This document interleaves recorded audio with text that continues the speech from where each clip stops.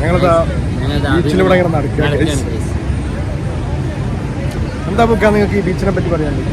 ഈ ബീച്ചിനെ പറ്റി പറയണമെന്ന് വെച്ച് കഴിഞ്ഞാൽ ഞാൻ പണ്ട് 1900 കുറേ കൊല്ലം വർഷത്തിൽ വന്നതാന്ന് പറയുന്നത്.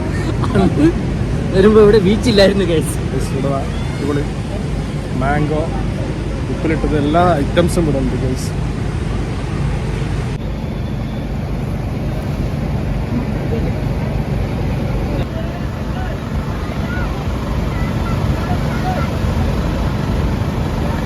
ഞാനെന്താ ബുക്ക പൊളിയാണോ?